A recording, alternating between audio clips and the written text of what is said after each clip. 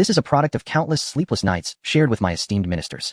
Painstakingly crafted, it embodies my heartfelt efforts. However, Li Shimin's tone shifted, a wry smile gracing his lips. Having ventured into the future, perused historical texts, and observed subsequent evaluations, I have come to understand that no system in existence is flawless. It merely serves as a pragmatic solution suited to a specific time and environment. He turned his gaze to Li Yu, his eyes filled with encouragement.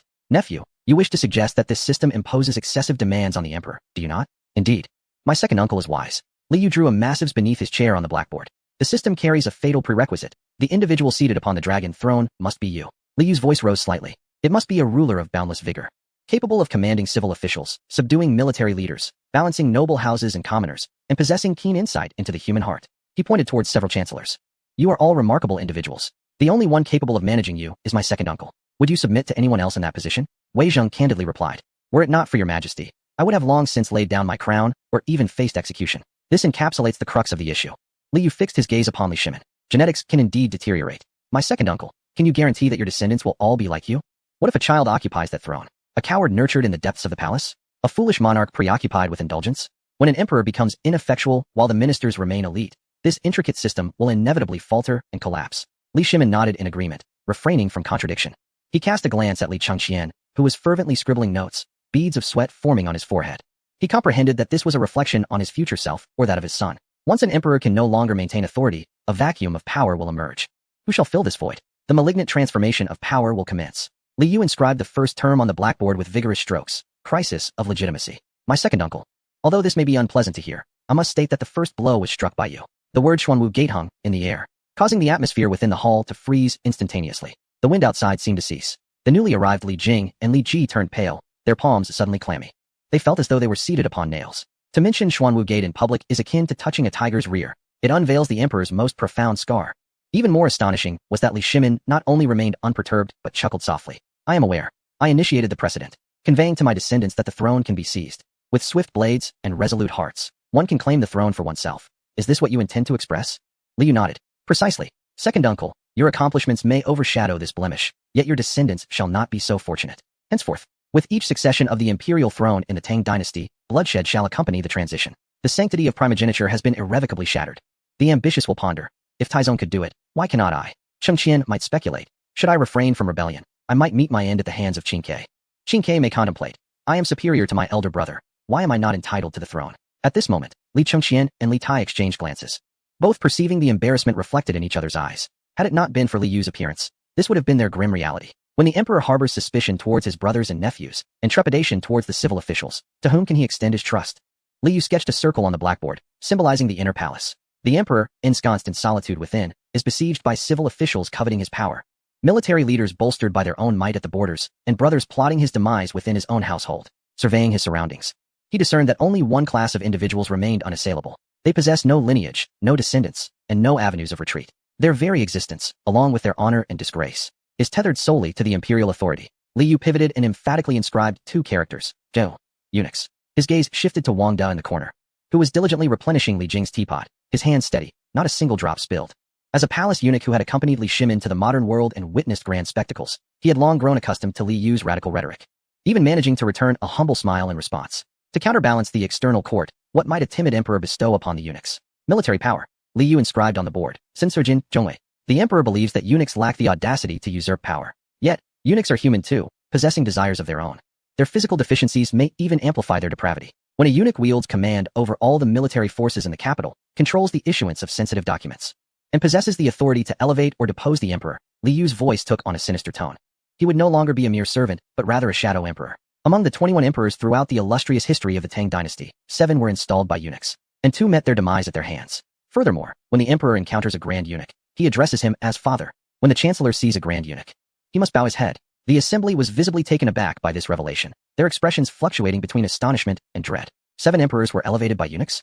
The emperor refers to eunuchs as father? The once mighty Tang dynasty had indeed descended to such depths? Is this still the Tang dynasty that welcomed emissaries from all nations? Li Jing murmured, his pallor evident as he turned towards Li Shimin. Your Majesty, is this truly the case? Chapter 109. The struggle between the Niu and Li factions. Li Shimin remained composed. It is indeed true. His voice was subdued. Historical records state that my descendant, Liang, sought to eliminate the eunuchs, but the plot was exposed. The eunuchs stormed the grand hall with soldiers, slaughtering hundreds of officials, akin to butchering swine. Blood flowed like a river. This event is known as the Incident of Ganlu. Li Shimin lifted his gaze, a glint of coldness flashing in his eyes. That Liang was confined by the eunuchs within the depths of the palace, treated like a dog until his death. Before his death, he recited a poem. The bright moon shines on the night. Melodies stir the cold river. He lamented that he was inferior even to Emperor Xian of Han. When I witnessed this, I nearly tore the book apart. I wished I could traverse time and space to rend those eunuchs to pieces. Within the entire Lingyan pavilion, only the words of Li Shimin expressed such fury. Gao Shilian's hand trembled slightly, and Fang Xuanling's complexion turned ashen. Being civil officials, they felt a visceral fear akin to the sorrow of a rabbit at the death of a fox upon hearing that the chancellor had been slaughtered by eunuchs like a pig. However, later I came to terms with it. Li Shimin closed his eyes and took a deep breath. Upon reopening them, his gaze regained its cold clarity. It was the inevitability of the system. When imperial authority loses its checks and lacks a formidable sovereign, power inevitably shifts downward. Those unworthy descendants, who cannot even manage their household servants, are not worthy of lament. This rationality sent chills down the spines of Li Jing and Li Ji. His Majesty was no longer a mere mortal. He stood at the downstream of history, coldly observing the corpses of his progeny, analytically discerning the causes of their demise. Within were household slaves, without were factions. Li Yu did not grant them a moment's respite, his pointer turning towards Gao Shilian. Master Gao, he addressed. Gao Shilian straightened his posture. As the uncle of Zhongsun Wuji and the Minister of Personnel, he was the most astute individual regarding court affairs within the inner circle. You are the Minister of Personnel, responsible for human resources. What is your view on the imperial examination system? Gao Shilian pondered for a moment before responding with careful consideration. The examination system has dismantled the monopoly of the aristocracy, providing a pathway for the sons of humble origins. At present, it is a sound policy. His Majesty has also remarked, the heroes of the world have entered my net. Currently, this holds true. Li Yu nodded. But what about in the later stages of the dynasty? He inscribed on the blackboard, the Niuli factional struggle. Master Gao, have you contemplated that the examination system has engendered a new network that is even more formidable than kinship? The master and the disciple. The examiner is the master, while the examinee is the disciple. Those who pass the examination belong to the same generation. This relationship forms a natural political alliance, as their interests align. When the master rises in rank, the disciple ascends as well. When the master falls, the disciple suffers equally. Gao Shilian grasped this immediately. A seasoned political player, he quickly recognized the logic behind it. Your Highness implies forming factions. His voice was somewhat dry. Not merely forming factions, but factional strife. Li Yu drew two groups of people on the blackboard, each wielding blades against one another. In future governance, one will not inquire about right or wrong, only about factions. I am of the Niu faction, you are of the Li faction. Whatever you support, I must oppose. Whatever you propose, I must dismantle. Even if that proposal is a sound policy for the nation, such as curbing the nobility or reforming the taxation system. As long as it is proposed by the opposing faction, I must thwart it. For if you succeed, it signifies my failure, and I shall be ousted. This is what is known as opposing for the sake of opposition. 40 years. A full 40 years. Li Yu extended 4 fingers, grasping at the air. The central nervous system of the Tang dynasty was entirely paralyzed in this internecine strife. When the emperor wished to undertake rightful matters, his edicts could not even reach the city of Chang'an, for the secretariat would draft them only to be rejected by the chancellery. The Ministry of Rights executed its orders, only to be met with censure from the censorate. Each department engaged in a blame game, preoccupied with aligning allegiances, while the common people starved and the frontier lords rebelled. Utterly neglected. Internally, eunuchs wielded unchecked power, toying with the emperor's fate, while externally, factional strife disregarded the nation's paramount interests. Li Yu drew a vast circle on the blackboard, enclosing both the eunuchs and the factions, then tied it in a tight knot. This epitomized political brain death. The brain of the Tang dynasty had perished. Even if the limbs remained robust, they were merely a madman awaiting execution. The hall was enveloped in silence. No fury, no gasps, only a stifling atmosphere. Gao Shilian offered a wry smile, glancing at Zhongsun Wuji beside him. It seems that our painstaking efforts to establish this system of selecting officials have ultimately become someone else's wedding dress. Is the imperial examination truly the source of chaos? Zhongsun Wuji shrugged in response. Uncle, it is not the examination's fault. It is the flaw of human nature. As long as benefits are insufficiently shared, factional conflict is inevitable. The pie is limited. How can one eat to satisfaction without seizing a larger portion? He cast a sidelong glance at Li Yu. Unless, as Prince Yu suggested, we expand the pie to a size where no one can consume it all, targeting others rather than our own. Li Shimin listened to their exchange, nodding with satisfaction. This was the caliber of his inner circle. In the face of a bleak future, they did not wail in despair, but pondered how to break the impasse. They possessed a foresight that transcended their era. Excellent. You are indeed worthy of the Jingguan era team. Even with a damaged intellect, survival persisted. Li Yu set down his chalk, brushing off the dust from his hands. The sound echoed sharply in the still hall. Yet, should a blood vessel burst, death would be imminent. Next, we shall discuss how such a rupture occurs. When that happens, the Tang dynasty would truly suffer its demise. Minister Fang. Li Yu descended from the platform and approached Fang Xianling. Let us speak plainly, focusing on data. You are the Minister of Revenue, the steward of the Tang dynasty. Pray tell, what troubles you the most at present? Fang Xianling closed his notebook, responding without hesitation. A scarcity of land coupled with a burgeoning population makes tax collection exceedingly difficult. Excellent, Li Yu nodded. We have already addressed issues surrounding land, population, and political systems. But there is more to consider. Li Yu directed his pointer at the enormous map adorning the wall. In addition to the aforementioned concerns, there lies a critical flaw: grain supply. The Tang dynasty established its capital in Chang'an for its strategic location in the Guangzhou region, thereby controlling the realm, a military consideration. However, one must not forget that Chang'an is home to 1 million souls. The grain produced in Guangzhou can no longer sustain this vast populace. The rice required by the emperor, the flour for the imperial army, and the salaries of the officials all hinge upon this area. Li Yu's pointer traced the Grand Canal on the map, extending toward the south. The southeastern fiscal resources constitute half of the Tang dynasty's lifeblood, and this canal is its very artery. Meanwhile, Chang'an is akin to a tumor growing at the end of this artery. He drew a knife over the term transportation. If, one day, someone were to point here, the pointer landed on the Hunan region, or here, it then moved to the Huainan region. Should the canal be severed or disrupted due to the ravages of war, the city of Chang'an would find itself swiftly ensnared. There would be no need for a siege or battle. If the transportation of rice from the south ceases for merely 3 months, the specter of cannibalism would haunt Chang'an. The emperor would be driven to flee to Luoyang, Sichuan, or any place where sustenance might be found. In chapter 110, the spirit of Jingguan, Li Shimin rose and approached the map, his fingers caressing the slender line of the canal. I understand, he murmured slowly, his voice tinged with a sense of melancholy. In the past, he had chastised Emperor Yang of Sui for his canal construction, calling him a tyrant and a usurper. Now, seated in this position, he comprehended the weight of that decision.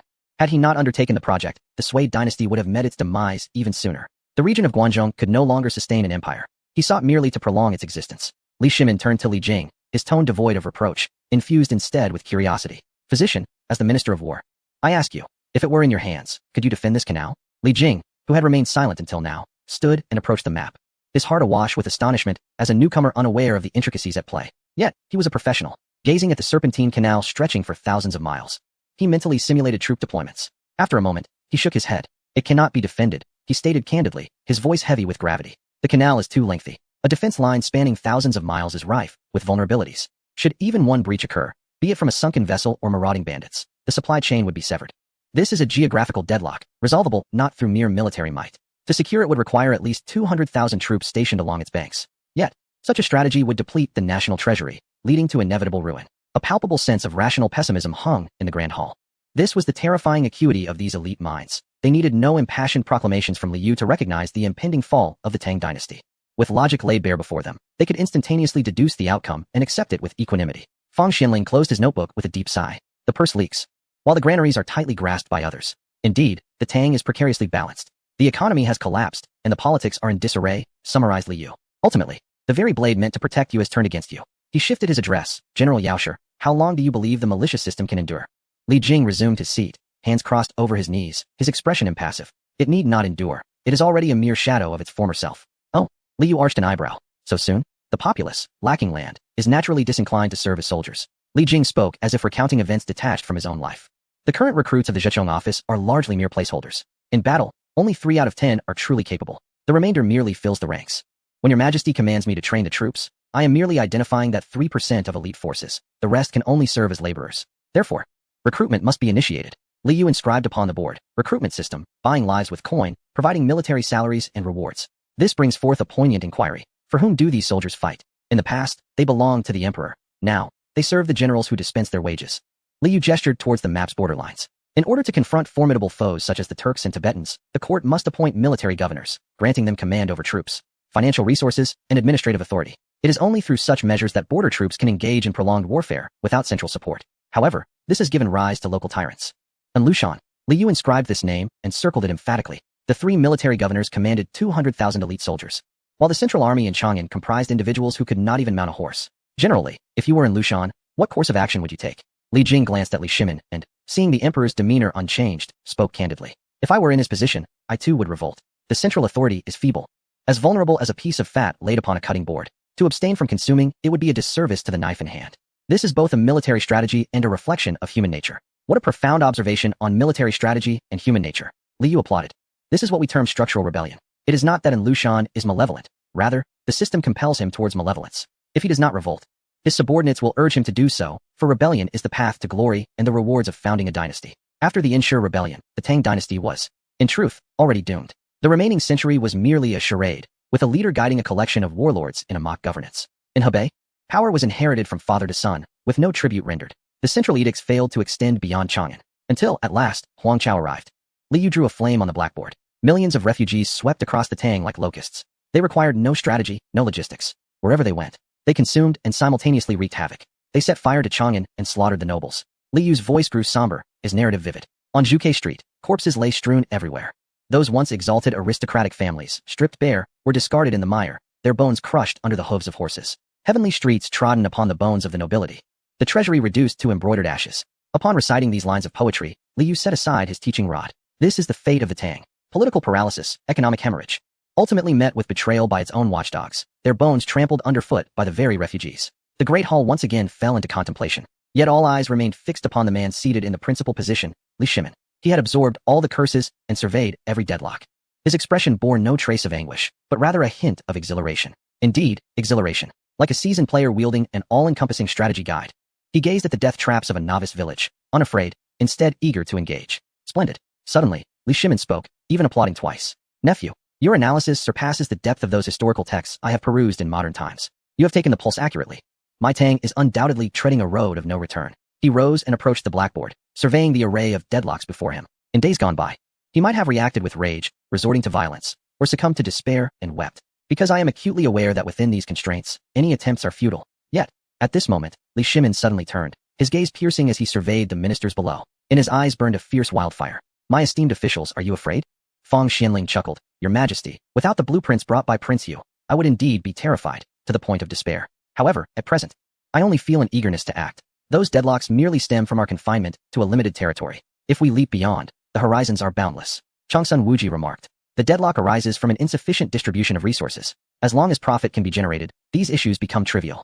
Although Gao Shirlian had yet to fully acclimate to this fervor, seeing the resolute expressions of his peers, he nodded in agreement. If we can transcend the limitations of land, we can also rectify the flaws of the imperial examination system. Li Jing stood, adjusting his attire, his eyes sparkling with determination. Your Majesty, as long as military funding is ample and equipment is sufficient, not even in Lushan, nor the mightiest of adversaries, could withstand our might. Grant him 200,000 elite soldiers? A mere 200 cannonballs would suffice. Li Shimin erupted in laughter. Excellent, excellent. This is the essence of my loyal ministers. This is the backbone of the Tang dynasty. I am grateful to Yuer for imparting this lesson. It has made me realize that without reform, the Tang dynasty is doomed. Yet, it is precisely because we understand our imminent demise that we can strive for rebirth from the brink of death. With a sweeping gesture, Li Shimin pointed to Li Yu. Masterly, do not hold back. Present your miraculous remedies. Li Yu regarded the assembly. They had just been condemned to death. Yet now they resembled valiant generals poised for battle. They were not crushed by the weight of historical destiny. Rather, their foresight of fate had rendered them even more formidable. This embodies the spirit of the Tang dynasty. Confidence, inclusivity, resilience, and an unwavering refusal to succumb. Given a fulcrum, they could indeed move the earth. With resolve, Li Yu seized an eraser and vigorously wiped away the deadlock from the blackboard. He took up a fresh piece of chalk and inscribed a singular phrase, Industrial Revolution. Chapter 111. The Coward's Claws. Inside Lingyan Pavilion, the air was thick with an inexplicable fervor. Li Yu stood before the blackboard, firmly writing 4 bold characters, Industrial Revolution. Cheng Yaojin, known for his impetuous nature, brightened at the sight of those words. Your Highness, this is precisely it. Though I, old Cheng, may not grasp the concept of industry, revolution sounds like a matter of great consequence. Are we to construct iron birds capable of flattening mountains? Splendid. My axe is eager for action. Yu Qigong joined in the excitement. Li Shimin, seated central to the podium, cradled his father's enamel cup, steam wafting from its rim. With a bemused expression, he regarded Li Yu, his gaze assessing. Li Yu cast a sidelong glance at the 2 raucous men, choosing not to engage. The chalk screeched across the board, producing a dissonant sound. Amidst the astonished gazes of all present, Li Yu inscribed a colossal question mark following those 4 characters. Industrial Revolution? What is the rush? Li Yu's voice was languid, devoid of the nervousness one might expect from a first-time teacher. This was a game for the brave. A misstep could lead to the catastrophic sinking of the Tang dynasty's fragile vessel. He turned around, his gaze sweeping across the audience below. Before delving into this daunting option that could potentially shatter the Tang dynasty, let me first present to you a more cautious alternative. A cautious alternative? Li Tai, perched on a small stool with a charcoal pencil and sketchbook in hand, raised his head in curiosity. Is a coward someone who shies away? Li Yu picked up the chalkboard eraser, brushing off the dust from his hands. A coward, he explained, is one who acknowledges our humanity, our fallibility. It is the recognition that the Tang dynasty may produce wastrels, foolish monarchs, and treacherous ministers. Therefore, we must devise a strategy that ensures, even if a pig occupies the dragon throne in the future, the Tang's legacy can still stumble forward for 3 to 5 centuries. He turned back, inscribing a title on the left side of the blackboard, Gentle Reform Strategy. Cheng Yaojin leaned back in disappointment against his chair, emitting a long, drawn-out snort. I expected a groundbreaking strategy, only to find it's merely patchwork for survival. Silence. Li Yu's chalk precisely flicked against Cheng Yaojin's forehead, leaving a white mark. This lesson will contain only substance. I do not wish for your lamentations. I require your contemplation. You are permitted to refute me, and I even encourage you to challenge my viewpoints. for it is only by besting me in debate that this system may have a chance to take root in the Tang dynasty.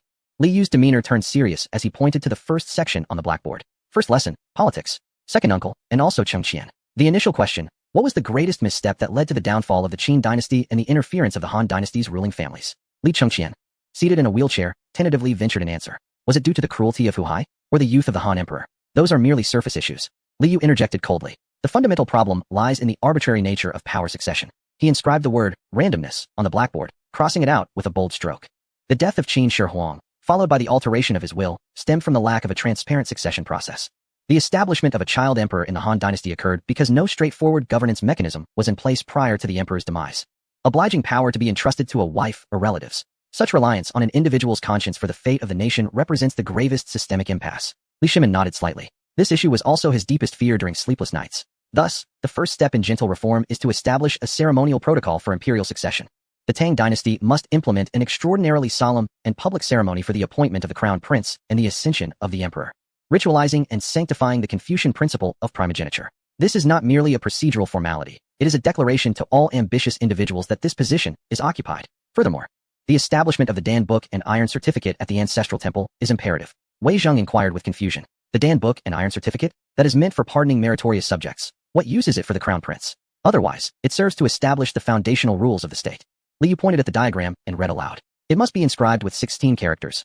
No heir shall be deposed without grave treason. Succession among brothers must be determined by public consensus. Succession among brothers must be determined by public consensus? Changsun Wuji's eyes narrowed as he keenly grasped the latter part of the statement. Prince of Yu, are the words public deliberation perhaps too reminiscent of decentralization? Li Yu directly exposed Changsun Wuji's underlying thoughts, gazing at his uncle with a half-smile. Duke Zhao, are you not concerned that this public deliberation may fall into the hands of power-hungry officials? Allow me to pose a question. Without public deliberation, when the emperor dies without an heir or meets an untimely end, who holds the authority? Is it the generals wielding military power, the eunuchs within the inner palace, or the ambitious relatives eager to emulate Huoguang?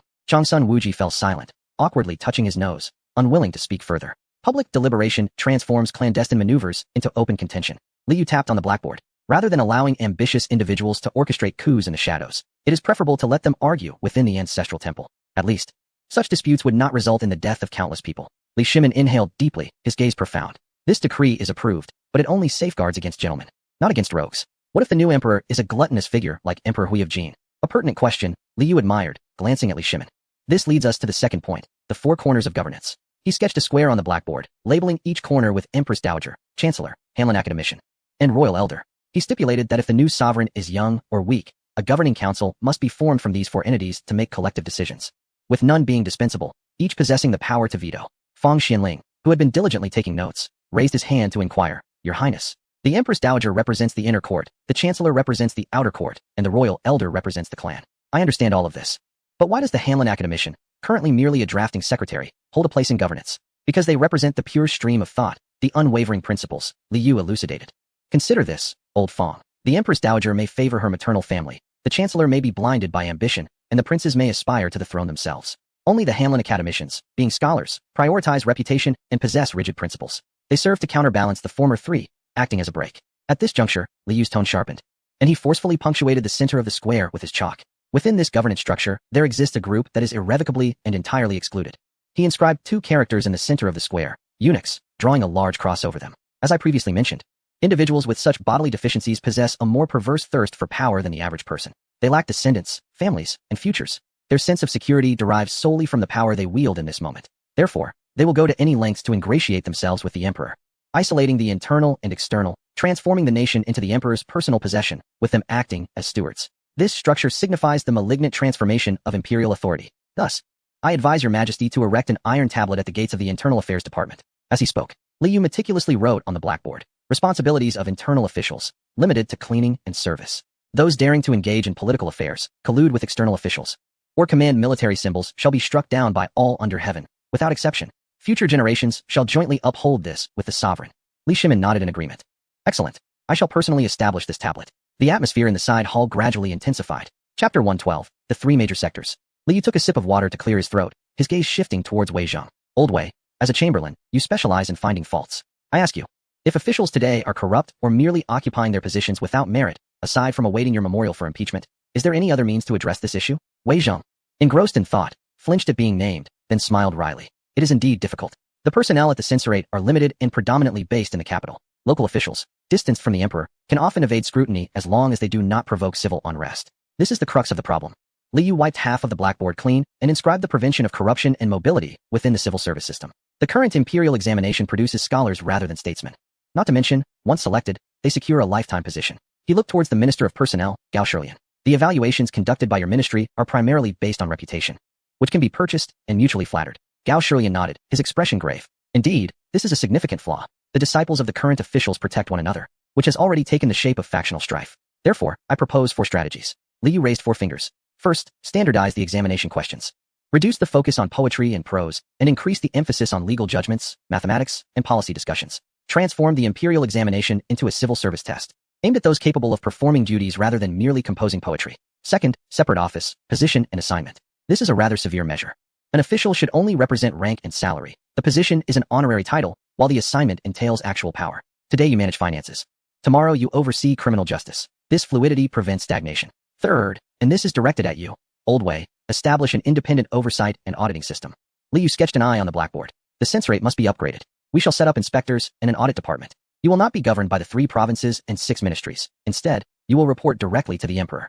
Your sole mission will be to investigate accounts, scrutinize individuals, and seek out faults. Moreover, you must conduct surprise inspections. Do not let local officials know when you will arrive. Upon arrival, inspect storage rooms, investigate wrongful imprisonments, and examine ledgers. Simply put, no notifications, no reports, no prior announcements, no escorts. Head straight to the grassroots and directly engage on site. Wei Zhang's eyes sparkled with excitement.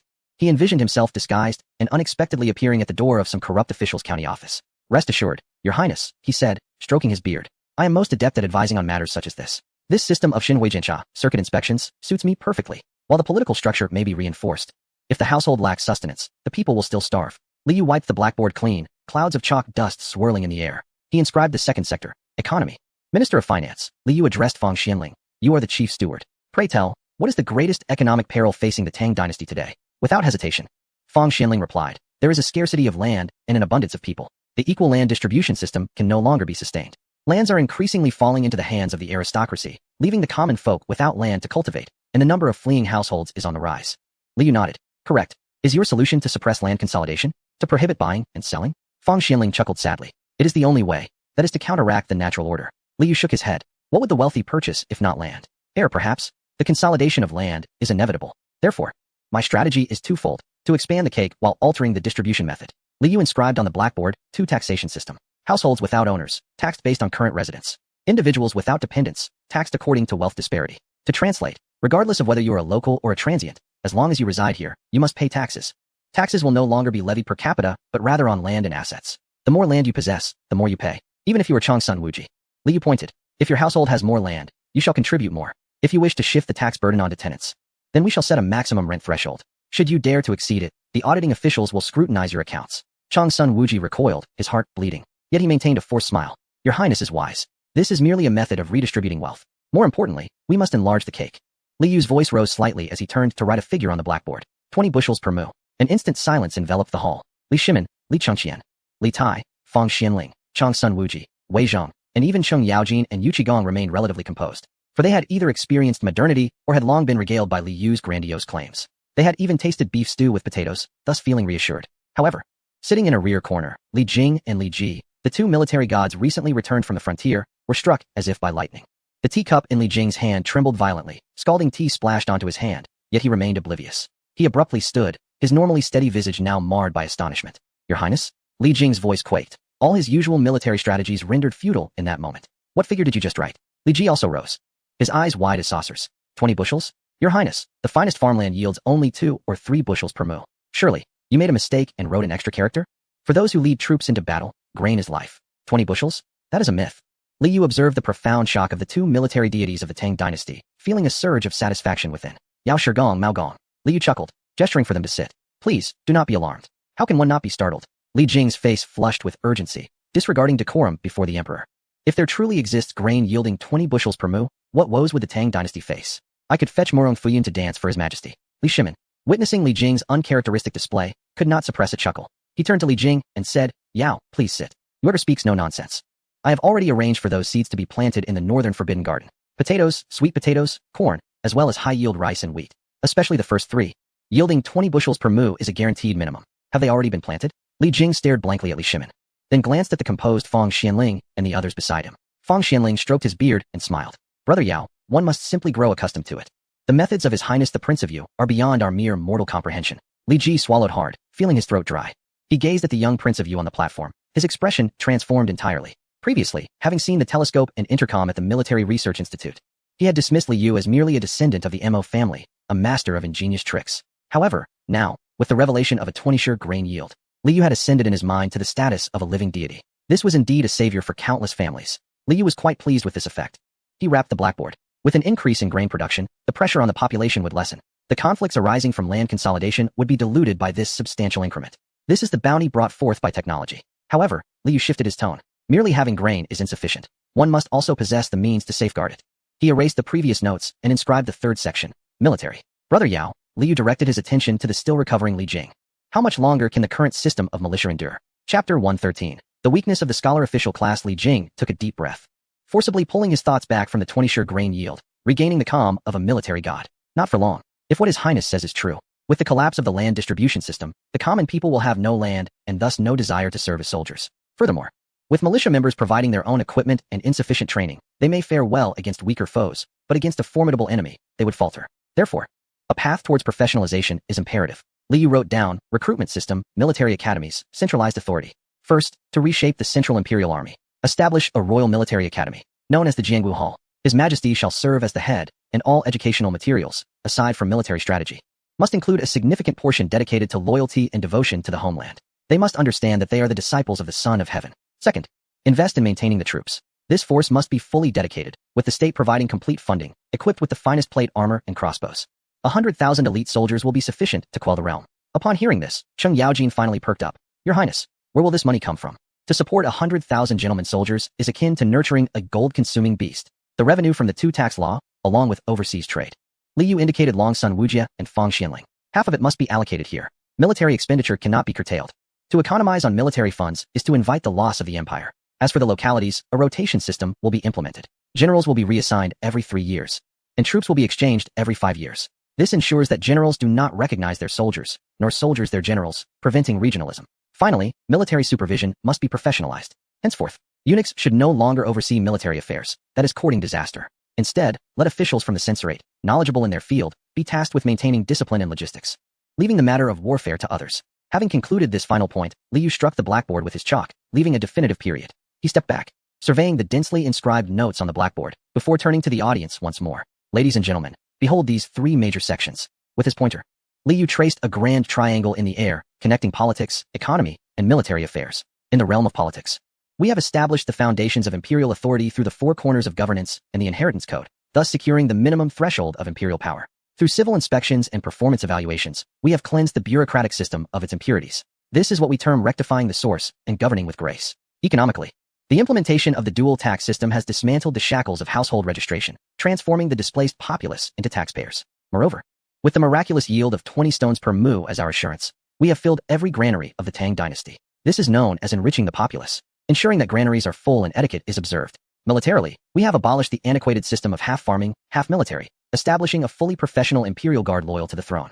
Equipped with the finest armaments and the most scientific training, we have forged a national blade that strikes true to its mark. This is referred to as using military might to quell conflict, with retribution assured even from afar. These 3 elements are intricately interconnected.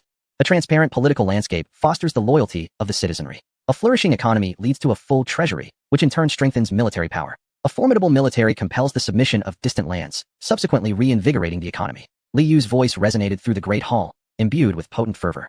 Should we adhere to this moderate reformative path, I dare assert that within 30 years, the Tang dynasty will experience neither famine, military disaster, nor factional strife. Within 50 years, nations will pay homage, and the weather will be bountiful. This is the grand vision for the prosperity of the Tang dynasty. As his words echoed, an initial silence enveloped the hall. Yet, this was not a lull. It was the build-up before an explosive reaction. Excellent. Excellent. How splendid. Gao Shilian was the first to succumb to his excitement. His complexion flushed. Even his characteristic cough was suppressed. He pointed towards the blackboard, his finger trembling slightly. This is nothing short of a celestial creation. Particularly, the combination of the dual tax system with professional soldiers directly resolves the deadlocks of previous dynasties. Once this system is enacted, how could the national strength of the Tang not multiply? This is a promise of eternal prosperity. Fang Xianling could no longer restrain himself. Usually composed, He now resembled a man intoxicated. His eyes sparkled with delight. Furthermore, the design of the four corners of governance is truly inspired. Henceforth, we ministers need no longer fear the potential weakness of a new sovereign leading to the chaos of power-hungry officials. This is indeed a regulation for the peace of countless generations. I shall return and memorize all of this. It is more effective than the Zhou Li. Wei Zhang was equally exhilarated, his beard quivering with enthusiasm as he gazed at the independent oversight system. He felt invigorated throughout. With this imperial decree in hand, I shall eradicate corrupt officials without leaving a trace. This is the true clarity of governance. This is the realization of the sage's teaching of a world for the public good. Li Jing and Li Ji exchanged glances, each reflecting fervor in the other's eyes. Li Jing murmured to himself, if the professional soldiers can indeed yield 20 stones of military provisions, we shall pacify Goguryeo within 3 years and plant the Tang banner west of the Zhongling Mountains within 5. The atmosphere in the Great Hall reached a fever pitch. Each individual seemed to envision their moment of historical legacy, witnessing the birth of a super empire in their grasp. Meanwhile, seated at the highest point, Emperor Li Shimin felt an overwhelming sense of elation. Leaning back in his chair, cradling a teacup, he found the posture even more comfortable than that of sitting upon the dragon throne. He gazed upon the immaculate blueprint scrawled on the blackboard, then cast his eyes over the assembly of confident civil and military officials below. An overwhelming sense of ascendance enveloped him. I knew it. Li Shimin's lips curled into an ecstatic smile, impossible to contain. My nephew, he is none other than Heaven's envoy, destined to usher in the prosperity of the Tang dynasty. Qin Shi Huang and Han Wu. Humph, did they possess 20 shi of grain? Did they have a professional imperial guard? If this strategy is implemented, I, the Celestial Khan, shall surely become an emperor for the ages. Li Shimin even began to envision the words he would recite during the Fengshan ceremony atop Mount Tai. Should the contents of this blackboard be inscribed on the summit for posterity to venerate? The entire Lingyan Pavilion was submerged in a profound sense of impending glory. However, just as the atmosphere reached its zenith, and everyone felt the thrill of victory, Li Yu made his move. Without warning or preamble, he expressionlessly seized the large eraser from the lectern, turned, and swiftly wiped the blackboard, which was adorned with the sage maxims of governance. The sound of the eraser scraping against the board pierced through the jubilant ambience like a jarring discord. Chalk dust cascaded down like an avalanche, obscuring the splendid vision of impeccable politics, superlative economy, and invincible military might. Under Li Yu's merciless actions, it transformed into a nebulous white mist. Fang Xianling's smile froze, as if he had been struck by a spell of paralysis. The words of praise that Changsun Wuji had been about to utter lodged in his throat, resulting in a fit of violent coughing. Li Shimin's previously euphoric state plummeted as if the celestial staircase had been abruptly withdrawn, sending him crashing into despair. He widened his eyes, incredulity etched across his face as he stared at Li Yu's retreating figure. Your Highness, what is the meaning of this? Fang Xianling finally regained his composure. Aghast and disregarding decorum, he rushed to the edge of the lectern. He reached out in a futile effort to preserve the remaining section of the blackboard. No, do not erase it. Those are the invaluable maxims of governance. Each word is worth its weight in gold. I have yet to transcribe them. I must return and study them in depth. Wei Zhang, too, was alarmed, exclaiming urgently. Your Highness, was there an error in the writing? It can be amended. Why must it be destroyed? To obliterate such sage counsel is an ominous portent. Li Shimin also rose, his brow furrowed. You err, if you find any fault, let us deliberate together. There is no need for such drastic measures. Li Yu paid no heed to their outcries, continuing until the blackboard was left pristine, save for a layer of stark, white chalk dust. He turned, brushing off the dust from his hands.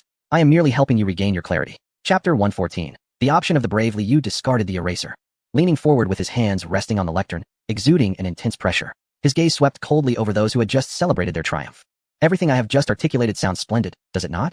This is what I refer to as the coward's option. Its allure lies in its alignment with your perceptions, mending the flaws in your understanding. It gives you the illusion that this old house of the Tang dynasty can be renovated to endure for another 500 years. However, they all share a common premise. The cake of the Tang dynasty must be sufficiently large, or grow at an accelerated pace. If high-yield crops are fully promoted, and the population surges from the current 20 million to 2 or 300 million, even if the yield per mu is 20 stones, land will be insufficient.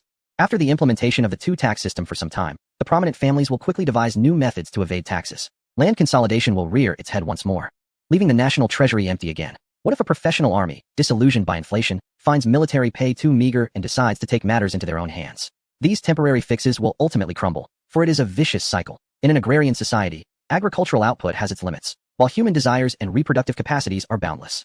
When the population curve pierces the ceiling of food production, any system becomes mere scrap paper. Li Shimin's expression grew grave. He had just been elated by the prospect of 20 stones per mu, yet now he felt drenched by a cold splash of reality from Li Yu.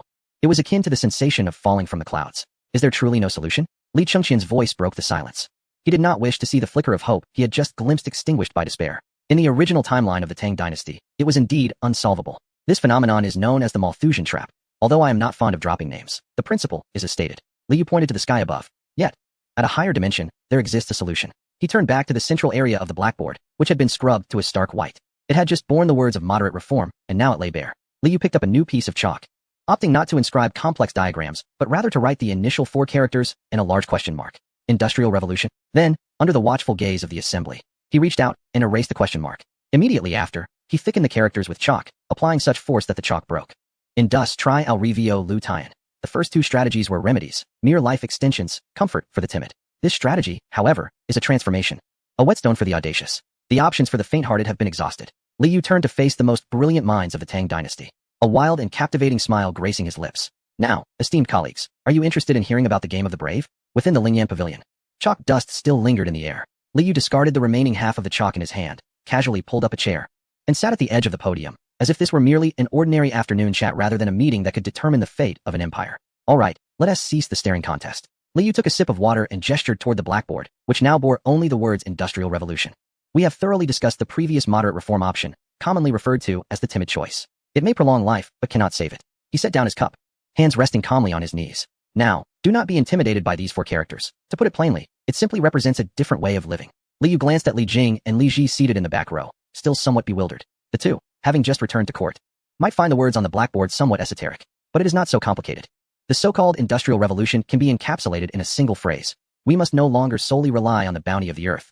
We must learn to set inanimate objects in motion. Li Jing bowed slightly, his demeanor respectful, yet his eyes were filled with perplexity. Your Highness, the ability to animate lifeless objects, as witnessed in the Academy with the miraculous long-distance communication device, is indeed astounding. However, what relevance does this have to governance and the stability of the state? Are we to employ automata for tilling the fields? Excellent inquiry, Li Yu responded, rising to his feet and picking up a pointer, gently tapping it against the left side of the blackboard. According to my vision, this endeavor must proceed step by step. The first step, I shall term replacing the brain of the Tang dynasty and installing a new heart. He inscribed the words enlightenment of thought upon the blackboard. Qingke. Li Yu glanced at Li Tai. For the forthcoming discourse, you, being the expert, shall take note. The Academy's ambitions must be broadened. Li Tai immediately straightened, gripping his charcoal pencil tightly, his eyes gleaming with a thirst for knowledge. Please continue, Master, I am all ears. Shall we establish a place akin to the ancient Moses mechanical city? Even more pure and grand, Li Yu declared, raising several fingers. Speaking at a measured pace, but with crystal clarity. The current tasks of the Academy are excessively varied. We must establish a dedicated Tang Science University. Instead of the 4 books and 5 classics, we shall focus on 4 essential subjects. As he spoke, he listed the texts upon the blackboard. First, the principles of geometry and mathematical philosophy of nature. Do not mistake it for mere fortune-telling. This teaches us how to calculate force. For instance, why does your trebuchet sometimes launch projectiles far and other times not? With this knowledge, you will be able to calculate the trajectory of a stone, ensuring it lands precisely upon an enemy's helm. Li Jing's eyes widened in astonishment. Such methodology exists? If we can accurately gauge the wind and the weight of the stone, could we not achieve perfect accuracy? Precisely, Li Yu smiled. This is the power of mathematics. Second, the essentials of chemistry. This may sound peculiar.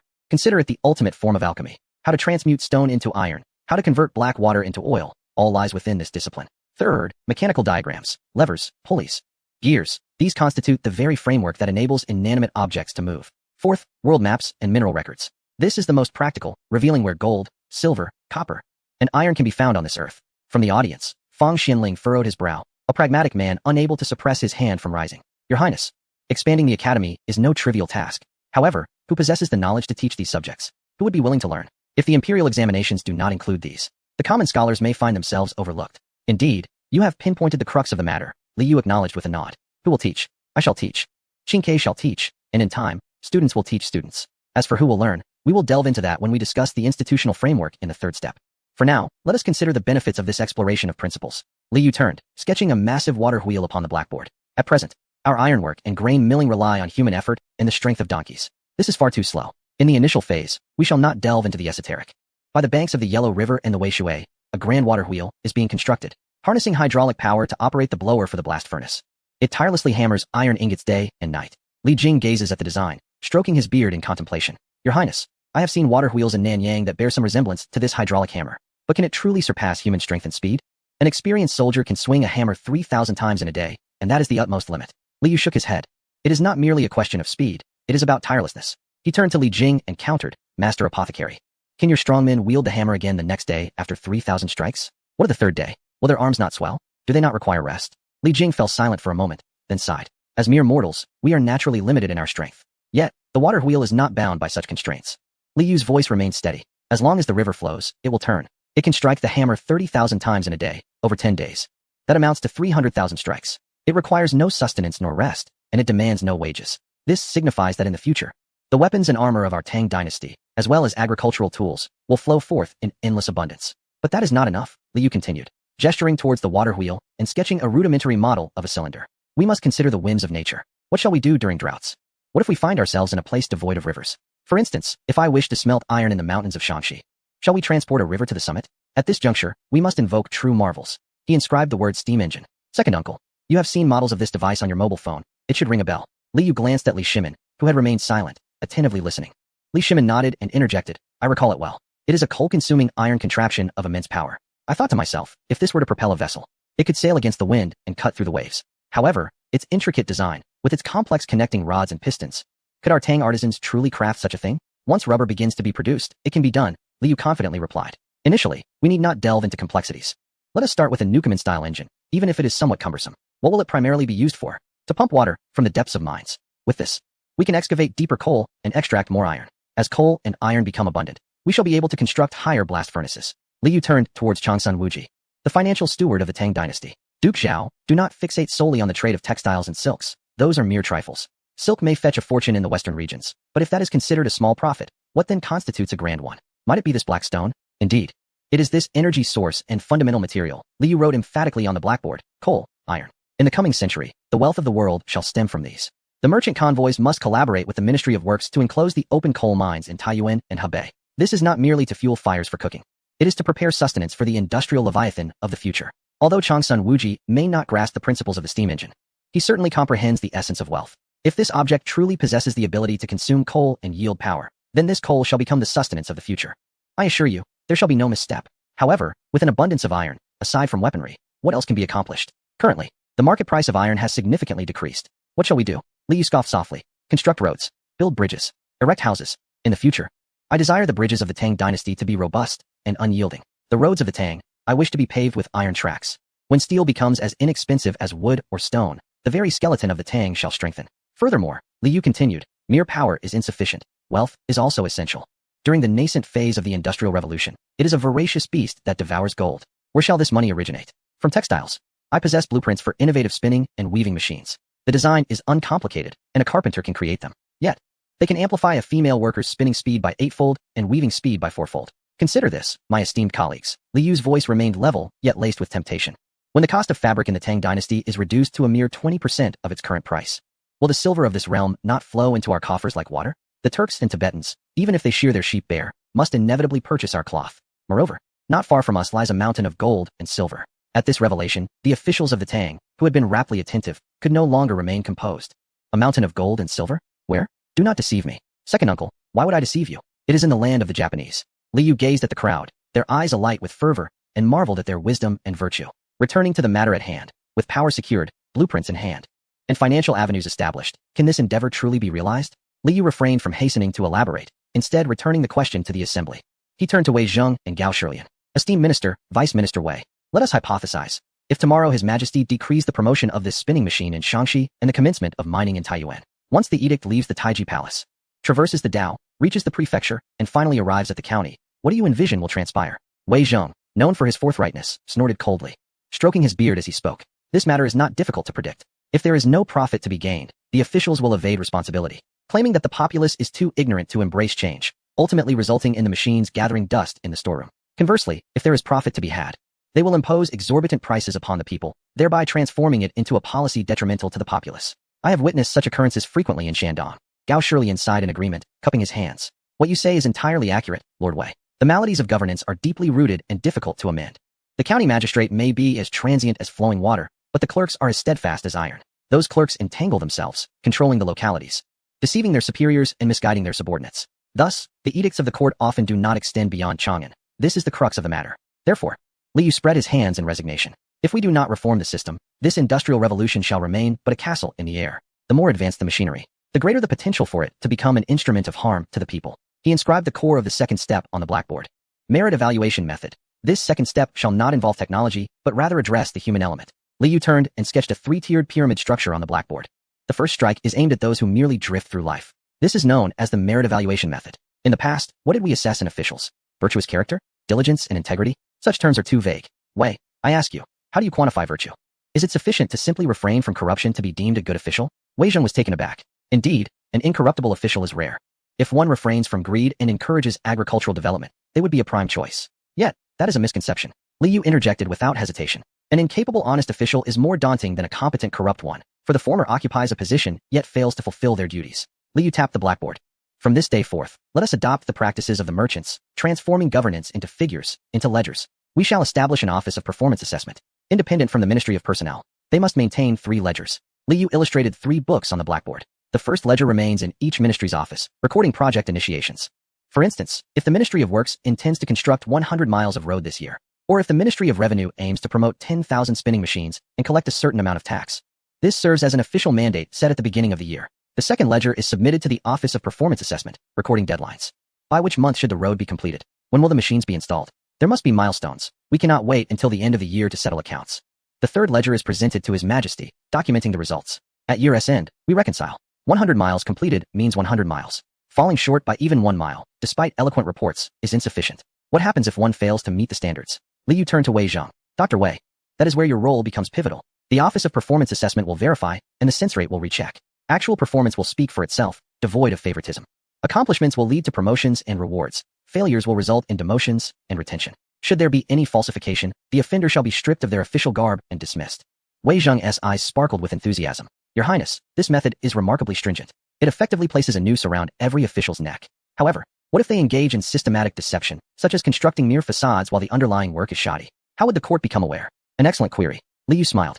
Thus, we require surprise inspections. The personnel from the censorate and the Office of Performance Assessment will, as I previously mentioned, operate without notice, directly visiting the countryside. They will measure with rulers and verify against ledgers. Upon discovering data falsification, it constitutes treason against the emperor, warranting severe penalties. Yet, that is not sufficient.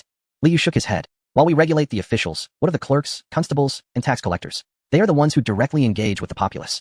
Lacking rank, they survive through exploitation. They are the true source of chaos. Li Yu inscribed the 5 characters, National Civil Servants. Chapter 116. The first step in industry? First, seize the opportunity. Esteemed Minister, we must completely reform this group of clerks. Gao Shilian hesitated. Your Highness, clerks are of lowly status. If we elevate them, wouldn't that disrupt the hierarchy? What hierarchy? Li Yu retorted. In an industrial era, clerks who understand technology are more crucial than officials who appreciate poetry. First, we must compile a register, enumerating the clerks across all levels of government who engage in tangible work, integrating them into a unified national management system. They shall no longer be the private attendants of county magistrates, but employees of the Tang dynasty. Second, we shall implement examinations. Establish an administrative academy. For those aspiring to secure a stable position within the government, examinations are essential. Not poetry or essays, but arithmetic, legal principles, and official document writing. Upon passing, candidates shall be certified for their roles, eliminating the entrenched nepotism of the old guard. Thirdly, salaries. This aspect is crucial. Li Yu turned to Fang Xianling. Minister Fang, I understand your concerns regarding finances. However, consider this. Rather than allowing them to exploit the common people for 100 coins in secret, it is far better for the state to provide them with a modest stipend of 50 coins.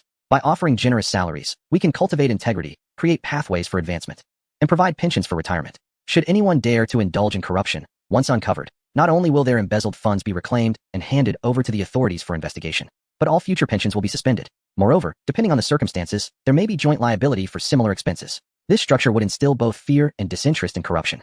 Fang Xianling fidgeted with his abacus beads, contemplating the proposal, his expression revealing hesitation. Your Highness, this represents a significant expenditure. Although the revenues of the Tang dynasty have increased, maintaining such a large bureaucratic body may strain the national treasury. Li Yu interrupted. We shall address financial matters when discussing the third step. However, you must acknowledge this principle. Industrialization demands a professional, stable administrative team capable of comprehending technical directives. Relying on those entrenched, coming officials will hinder our railway expansion to the frontier and impede our tax collection. Li Shimin, who had been listening quietly, interjected. You err. This method sounds familiar to me. It bears resemblance to the laws of the Qin, yet possesses a greater sense of benevolence. Indeed, but our approach entails strict governance coupled with genuine care. Li Yu replied with a smile. As long as the work is performed diligently, the state will support you for a lifetime. For those from humble backgrounds, this represents a significant opportunity. They need not traverse the narrow bridge of the imperial examination to serve the nation and bring honor to their families. He turned his gaze toward Li Chengqian, who had been mostly silent. Chengqian, this system will form the foundation of your role as the administrative director. Remember, the emperor is not only the sovereign, but also the chief engineer of this vast machinery. The hundreds of thousands of civil servants are merely the screws. If the screws do not rust, the machine will function smoothly. Li Chengqian nodded gravely, observing the intricate structure displayed on the blackboard.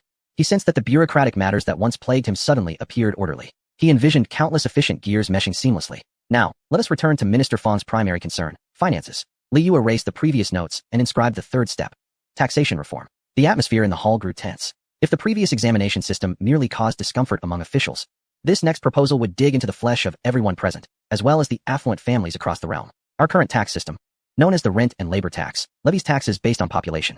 Li Yu stated in a calm tone, as if discussing a trivial matter.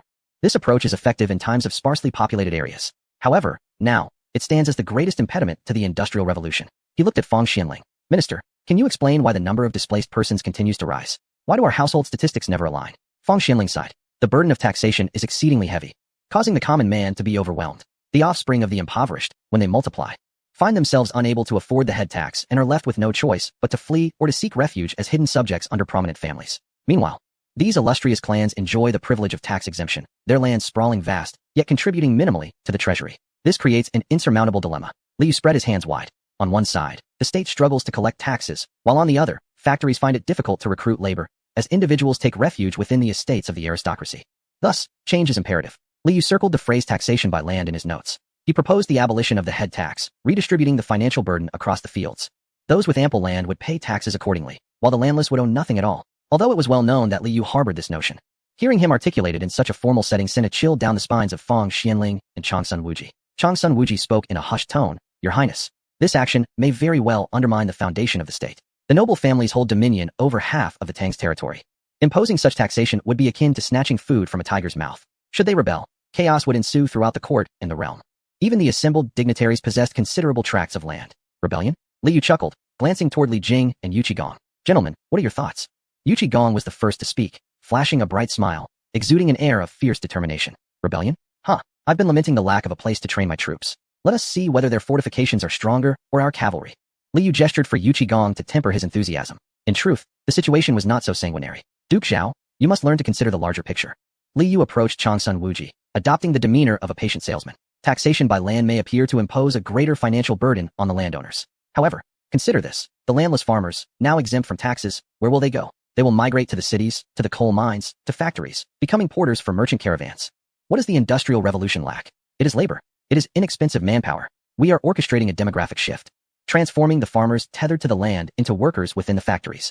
This is the true gold mine. Moreover, Li Yu added, to placate the noble families, we could introduce a policy to encourage industry, akin to a patent law. We will inform them that investments in factories and technology will result in a halving of their tax liabilities. This will compel them to invest their hidden wealth and funds for land acquisition into industry. Changsun Wuji's eyes darted as he swiftly calculated the implications. The yield from land is stagnant, whereas the output from factories is dynamic, yielding returns 100-fold. If we can convert the hidden subjects into laborers, Your Highness, your insight is profound, Changsun Wuji commended. This is not merely taxation. It is, in fact, a transfusion for the Tang dynasty. As long as a clear path is laid out, they will willingly comply with the tax. Once this transformation is complete, we must shift our gaze outward. Li Yu inscribed the final step, Global Blueprint. Chapter 117. Your Majesty, the readers are watching. Surely, you do not wish to be criticized? He approached the world map displayed on the wall, devoid of fervent gestures, instead embodying a calm demeanor. Esteemed colleagues, with the completion of the initial 3 steps, the machinery of the Tang dynasty has commenced its operation, goods are now being produced, and the populace has been provided with employment. However, a pressing concern arises. The resources of the Tang are insufficient for our needs, and the market remains limited. Thus, the role of our military must evolve. Li Yu turned his gaze towards Li Jing and Li Ji. In the past, warfare was fought to seize territory, a mindset rooted in agrarian thinking. Moving forward, our conflicts will be driven by the pursuit of resources and markets. His fingers traced several lines across the map. We must establish a formidable navy, not to project national prestige, but to safeguard our merchant vessels. We must venture to the South Seas to protect our rubber, a critical component for future steam engines. There, we will find spices, commodities valued as highly as gold. We aim to reach Australia, where endless mines await. We must set our sights on the Americas, rich in gold and silver, as well as fertile lands. We shall colonize Japan and reclaim all its treasures. Let all the resources of this earth serve the people of the Tang dynasty. This is what we call a global supply chain. At this juncture, Li Yu paused, observing the mixed expressions of excitement and profound concern among his audience. Fang Xianling hesitated momentarily before voicing his thoughts. Your Highness, should these 4 steps be successfully executed, the Tang will undoubtedly prosper.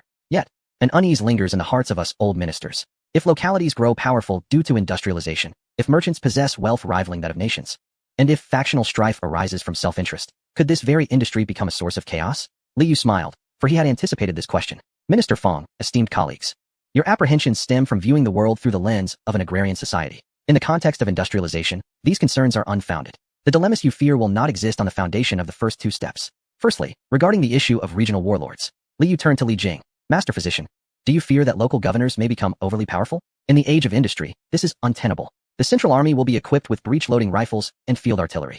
The cavalry charges that local governors pride themselves on will be nothing but a death sentence in the face of volley fire and cannon. More crucially, we will possess railways and telegraphs. Railways will allow our armies to traverse vast distances in a single day, while telegraphs will ensure that imperial edicts reach their destinations instantaneously. What is the notion of distant emperors? In the future, a mere sneeze in Chang'an will cause the frontier to catch a cold.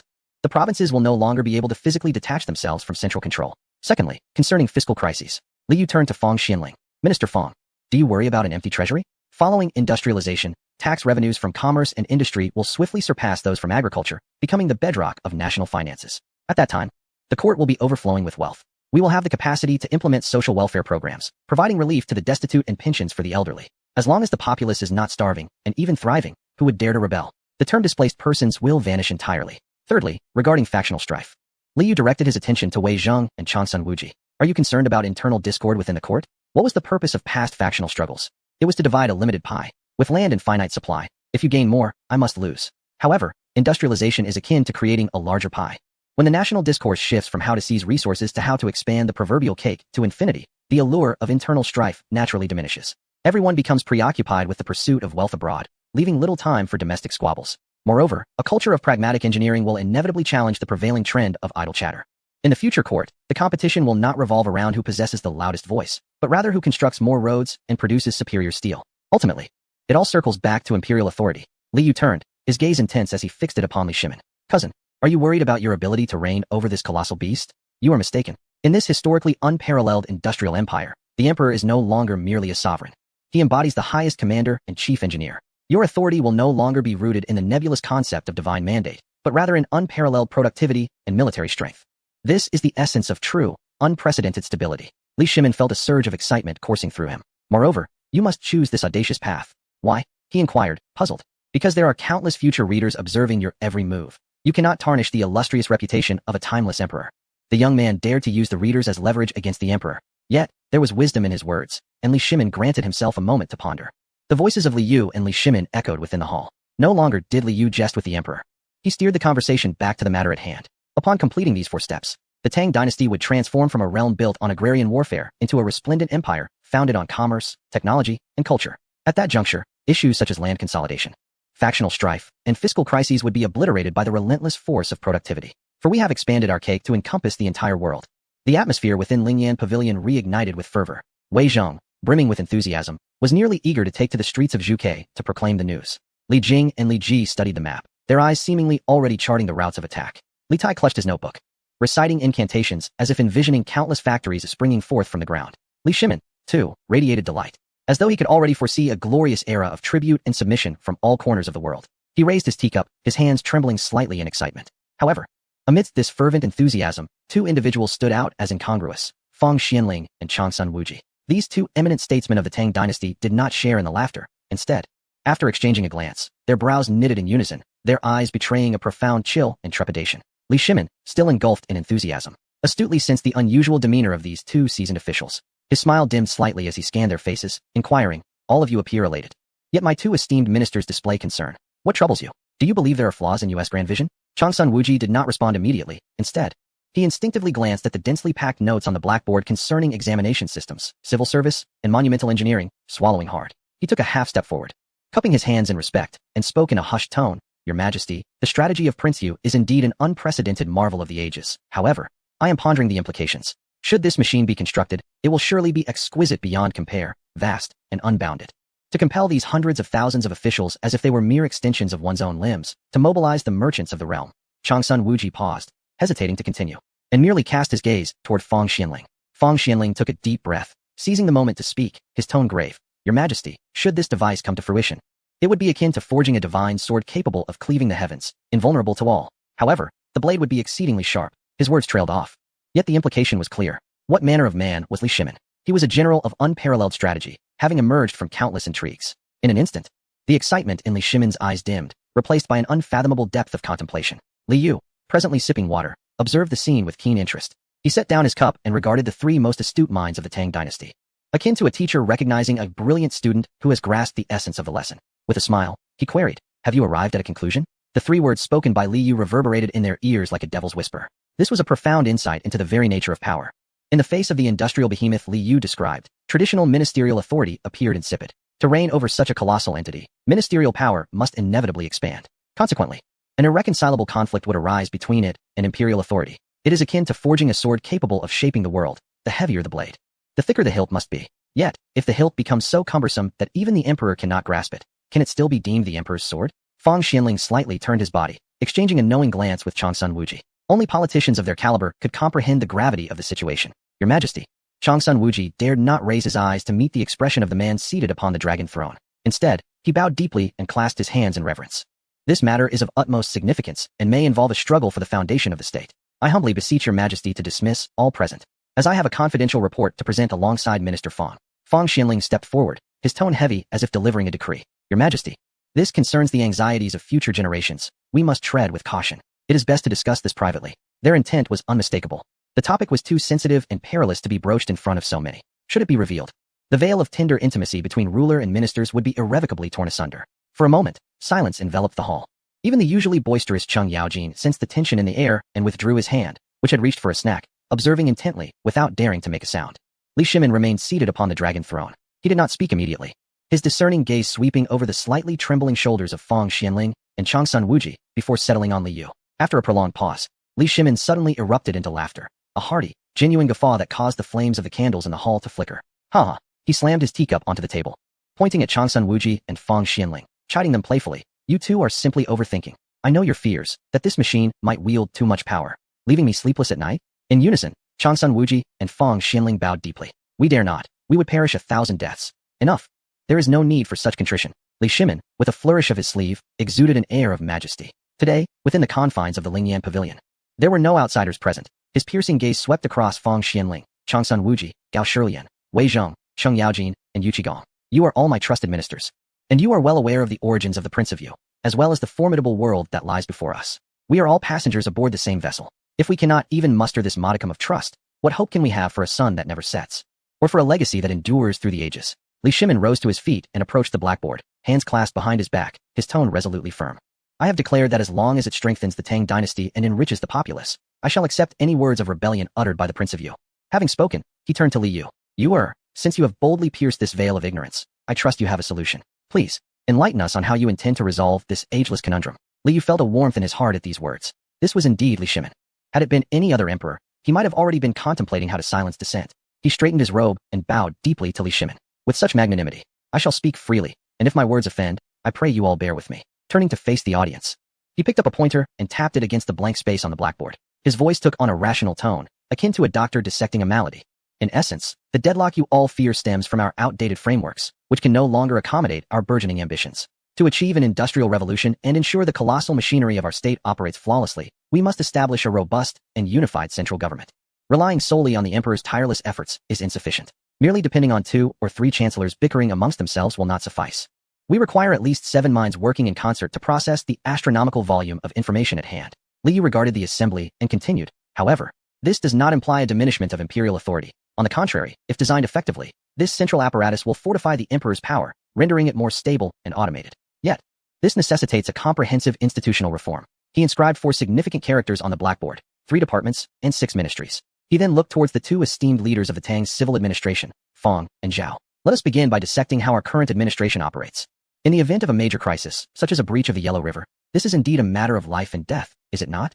Li Yu sketched a complex flowchart on the board, the lines intertwining chaotically. Under the present regulations, once His Majesty and the ministers deliberate and reach a consensus, the first step involves the drafting of an edict by the Zhongshu province. The clerks there must engage in extensive debates, referencing classical texts for 2 to 3 days to determine whether to utilize labor for relief or to distribute grain directly. The second step, after much effort, sees the edict sent to the Minxiao province for review. If Dr. Wei finds a term inappropriate or believes the budget excessive, he may swiftly dismiss it with a stroke of his pen, sending it back for revision, and thus a fortnight may elapse. Finally, after overcoming the hurdles of the Minxiao province, it is passed to the Shangshu province for execution.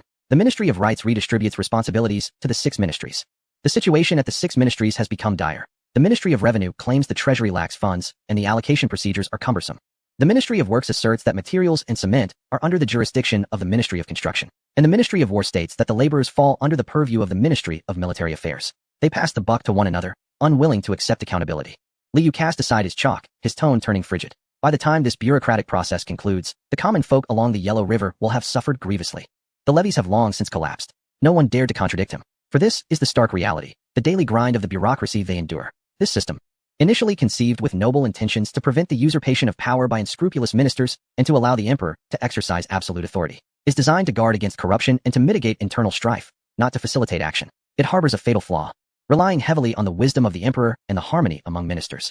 Liu glanced at Li Shimin, speaking earnestly. Your Excellency, you are presently wise and formidable, and the ministers cooperate seamlessly, allowing this machinery to function. However, I must utter a rather irreverent truth. History has demonstrated that even you, in your later years, may succumb to moments of folly. If the emperor becomes weary and does not approve memorials lying in the palace for half a month, will the Industrial Revolution not come to a halt? And what if the next emperor is a debauched tyrant? Or if ministers engage in backstabbing to vie for power?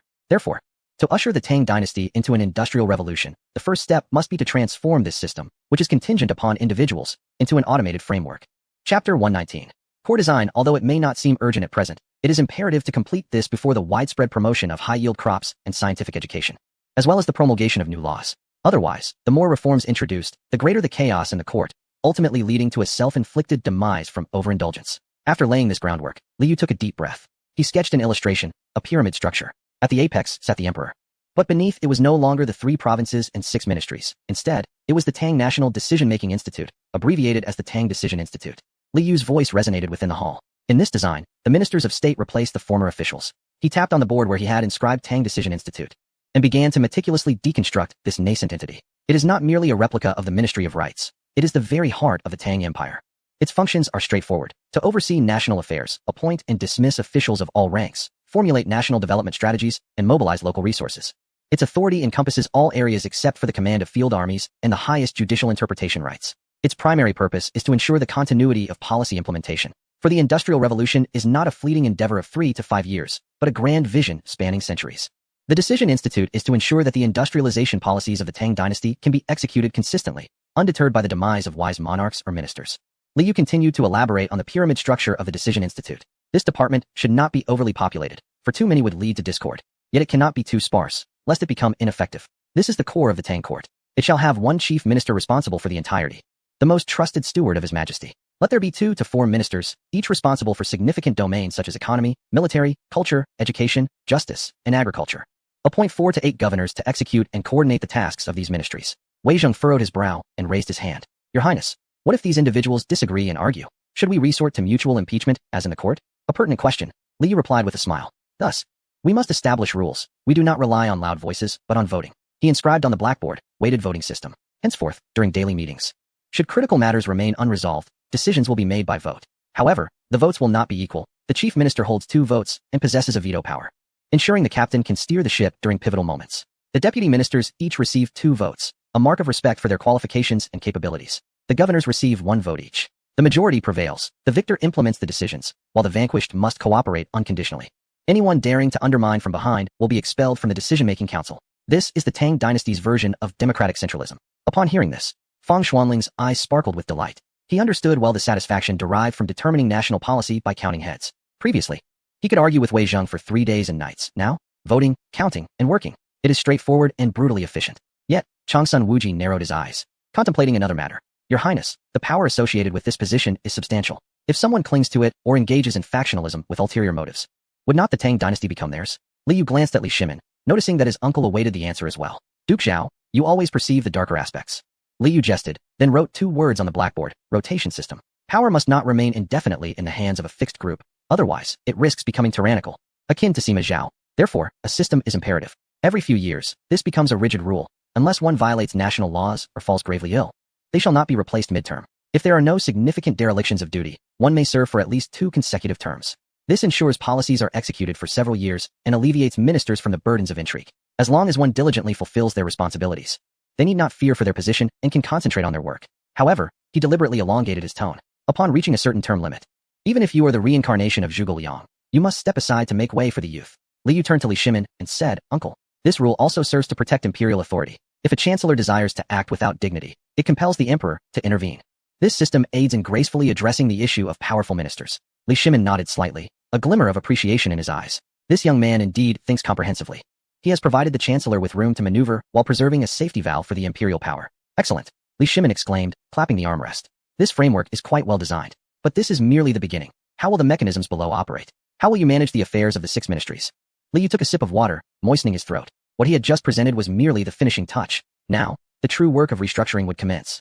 He wiped a corner of the blackboard and sketched the existing framework of the 6 ministries of the Tang dynasty. Holding a red chalk like a judge, he began to mark crosses on it. New wine in an old bottle is merely a deception. We must shatter these 6 vessels and reassemble them. The first stroke of the red chalk in Li Yu's hand fell upon the Ministry of Revenue. Minister Fong, we shall begin with your old department. Fong Xianling smiled wryly. Your Highness, please proceed. I have long been troubled by the ministry's chaotic finances. The current Ministry of Revenue wields excessive power and operates in disarray, overseeing taxation, disbursement of funds, household registration, and disaster relief, thereby providing ample opportunity for corruption. Let us dismantle it. The original Ministry of Revenue shall be renamed the Ministry of Civil Affairs, stripped of all financial responsibilities, and will solely manage household statistics, marriage registration, local administrative divisions, disaster relief, and social welfare. And the funds? Asked Changsun Wuji. Li Yu, writing a new name beside the blackboard and encircling it as a primary department, replied. A new Ministry of Finance will be established, dedicated to taxation, budgeting, treasury management, and the auditing of state assets. It shall serve as the nation's purse, ensuring that ministries seeking funds must approach the Ministry of Finance, with those managing people not handling money and those managing money not overseeing people, fostering mutual oversight. Fong Xianling nodded emphatically, fully aware of the significance of separating revenue and expenditure as one of the few financial experts in the Tang dynasty. Next, Li Yu's chalk moved towards the Ministry of War. Presently, the ministry oversees both troop maintenance and military operations, which can lead to an accumulation of military power, an unsettling prospect for the second prince. Li Shimin coughed awkwardly but refrained from contradicting him. The Ministry of War shall be renamed the Ministry of National Defense, divesting operational command and focusing solely on conscription, military personnel records, national defense projects, and veteran resettlement. It will serve as the bridge between the state and the military. Li Jing's eyes gleamed with approval as he clasped his hands together, stating, if this comes to fruition, it shall be a fortune for the army. Then came the Ministry of Rights. It shall be split to form a Ministry of Foreign Affairs, a lucrative position that will focus solely on interests, treaties, and intelligence gathering. Additionally, a Ministry of Education will be created to oversee national academies, implement reforms in the imperial examination system, and establish modern schools that teach arithmetic, the study of things, and engineering, rather than the 4 books and 5 classics. The original Ministry of Rights? Let it remain to provide for the scholars, manage monks and priests, and perform rites to the heavens. Quite satisfactory.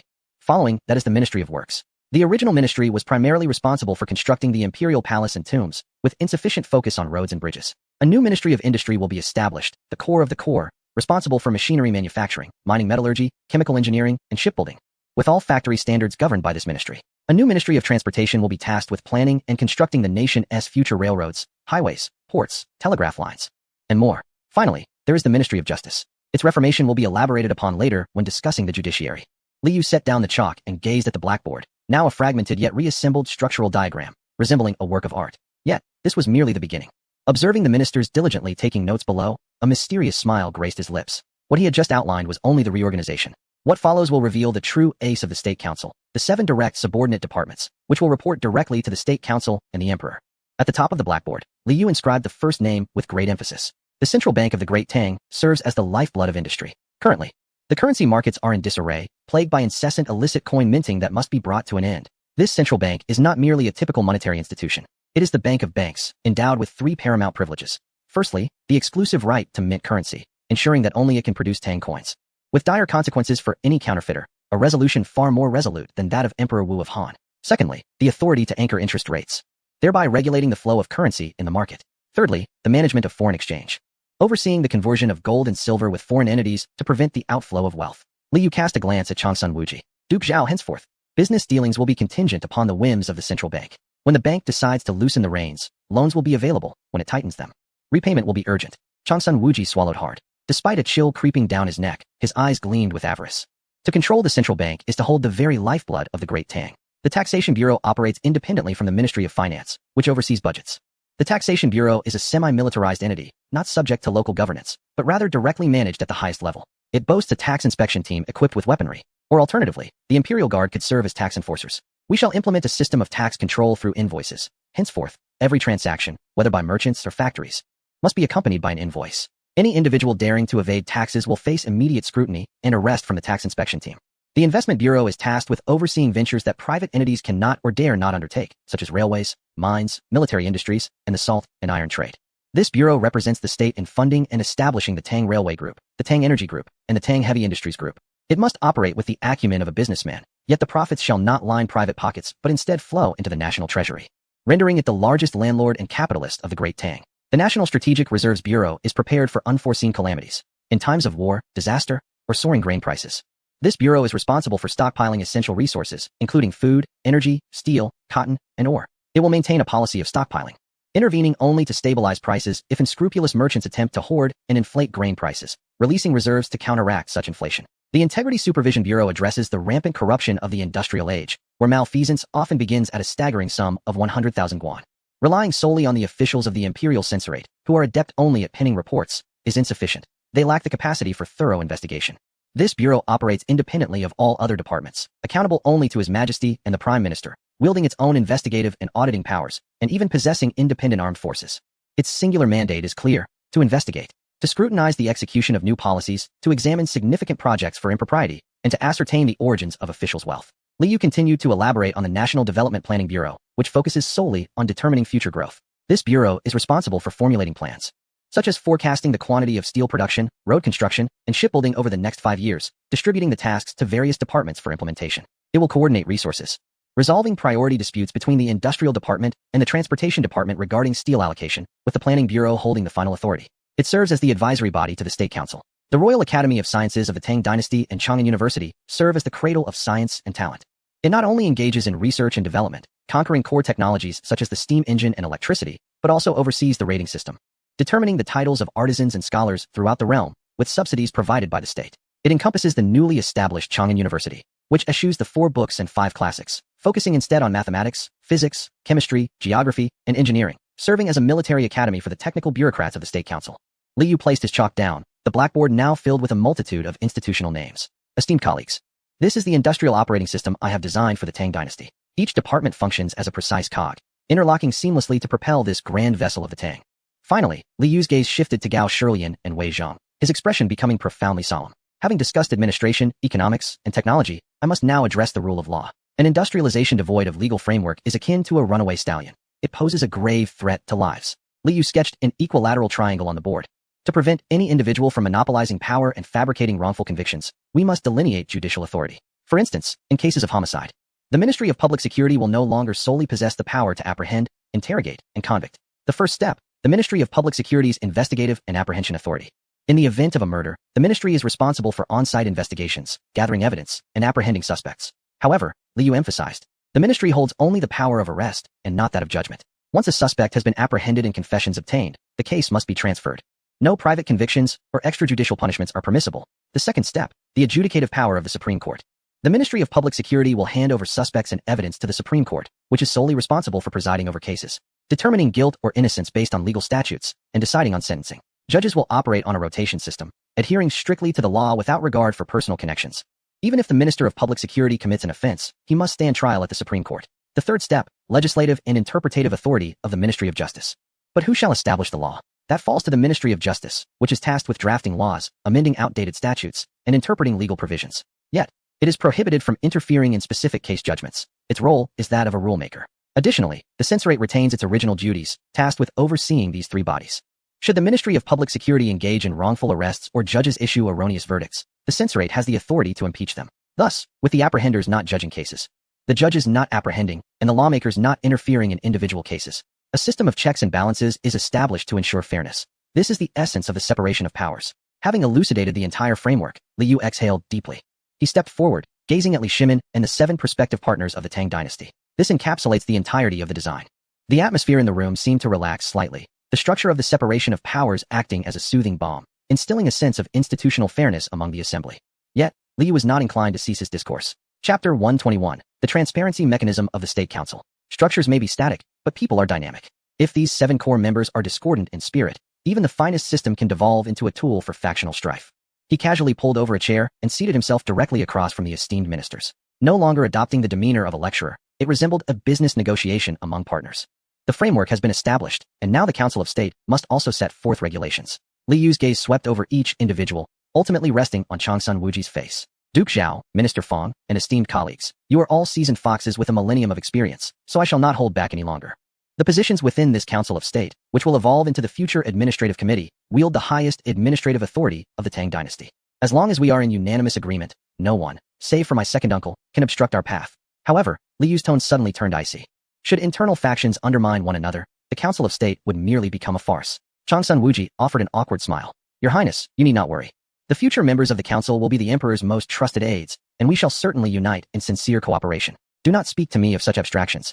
Li Yu interjected brusquely. Every individual harbors self-interest. For instance, Duke Zhao, you wish for the Changsun family to prosper. Minister Fong seeks a favorable position for his son. General Li Jing desires an increase in military funding. Is this shameful?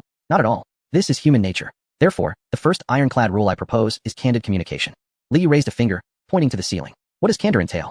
It means laying all personal interests, grievances, and dissatisfaction openly on this table. If you, uncle, believe a new policy, such as the nationalization of coal mines, will cause financial loss to the Changsun family, speak up. Do not bottle it up. If Minister Fong believes a particular project budget is excessive and jeopardizes the national treasury, voice it. We shall calculate it here and now, in this conference room. Everything is open for discussion. Losses can be compensated in other ways, and those whose interests have been affected can be offered new opportunities. This is what we call interest exchange. Transparency is not toxic. Li Yu's voice resonated powerfully, reverberating in the ears of the assembly. We must transform all conspiracies into open strategies. We will lay our interests on the table. Once equitably distributed, no one will harbor lingering grievances, and only then can we truly unite as one. Channeling our efforts toward a singular purpose. Fong Xianling and Changsun Wuji exchanged glances, both taken aback by the audacity of this naked distribution of benefits, which shattered the hypocritical veil of righteousness that had cloaked the officialdom for millennia. Yet, upon reflection, this was indeed the most stable approach. Only through binding interests can we forge the most reliable alliances.